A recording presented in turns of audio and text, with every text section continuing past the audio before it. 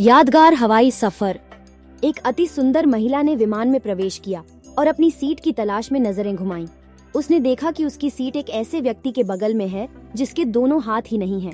महिला को उस अपाहिज व्यक्ति के पास बैठने में झिझक हुई। उस सुंदर महिला ने एयर होस्टेस से कहा, मैं इस सीट पर सुविधापूर्वक यात्रा नहीं कर पाऊंगी क्योंकि साथ की सीट पर जो व्यक्ति बैठा हुआ है उसके दोनों हाथ नहीं हैं। और उस महिला ने एयर होस्टेस से सीट बदलने हेतु आग्रह किया। असहज हुई एयर होस्टेस ने पूछा, मैम क्या आप मुझे कारण बता सकती है? महिला ने जवाब दिया, मैं ऐसे लोगों को पसंद नहीं करती। मैं ऐसे व्यक्ति के पास बैठकर यात्रा नहीं कर पाऊंगी। दिखने में पढ़ी लिखी और विनम्र प्रतीत होने वाली महिला की यह बात सुनकर एयर होस्टेस अचंभित हो गई। महिला ने एक बार फिर एयर होस्टेस से जोर देकर कहा, मैं उस सीट पर नहीं बैठ सकती, अतः मुझे कोई दूसरी सीट दे दी जाए। एयर होस्टेस ने खाली सीट की तलाश में चारों ओर नजर घुमाई, पर कोई भी सीट खाली नहीं दिखी। एयर होस्टेस ने महिला से कहा, मैडम, इस इकोनॉमी क्लास में कोई सीट खाली नहीं है, किंतु यात्रियों की सुविधा का ध्यान रखना हमारा दायित्व है, अतः मैं विमान के कप्तान से बात करती हूँ। कृपया तब तक थोड़ा धैर्य रखें। ऐसा कहकर होस्टेस कप्तान से बात करने चली गई। कुछ समय बाद लौटने पर उसने महिला को बताया, मैडम, आपको जो असुविधा हुई उसके लिए बहुत खेद है। इस पूरे विमान में केवल एक सीट खाली है और वह प्रथम श्रेणी में है।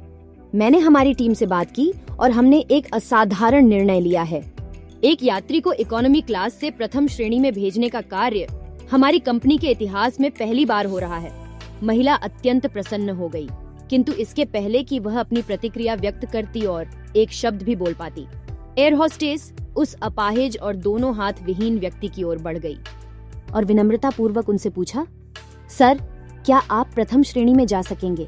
क्योंकि हम नहीं चाहते कि आप एक अशिष्ट यात्री के साथ यात्रा करके परेशान हो। यह बात सुनकर सभी यात्रियों ने ताली बजाकर इस निर्णय का स्वागत किया। वह अति सुंदर दिखने वाली महिला तो अब शर्म से नजरें ही नहीं उठा पा रही थी। तब उस अपाहिज व्यक्ति ने खड़े होकर कहा, मैं एक भूतपूर्व सैनिक हूँ और मैंने एक ऑपरेशन के दौरान कश्मीर सीमा पर हुए बम विस्फोट में अपने दोनों हाथ खोए थे। सबसे पहले जब मैंने इन देवी जी की चर्चा सुनी, तब मैं सोच रहा था कि मैंने भी किन लोगों की सुरक्षा के लिए अपनी जान जोखिम में डाली और अपने हाथ खोए। लेकिन जब आप सभी की प्रतिक्रिया देखी तो अब अपने आप पर गर्व हो रहा है कि मैंने अपने देश और देशवासियों के लिए अपने दोनों हाथ खोए। और इतना कहकर वह प्रथम श्रेणी में चले गए। महिला पूरी तरह से अपमानित होकर सर झुकाए सीट पर बैठ गई। अगर विचारों में उदारता नहीं है तो ऐसी सुंदरता का कोई मूल्य नहीं है। कहानी अच्छी लगी हो तो लाइक करें, शेयर करें, कहानी के बारे में अपने विचार कमेंट करें और चैनल को सब्सक्राइब करना न भूलें। धन्यवाद।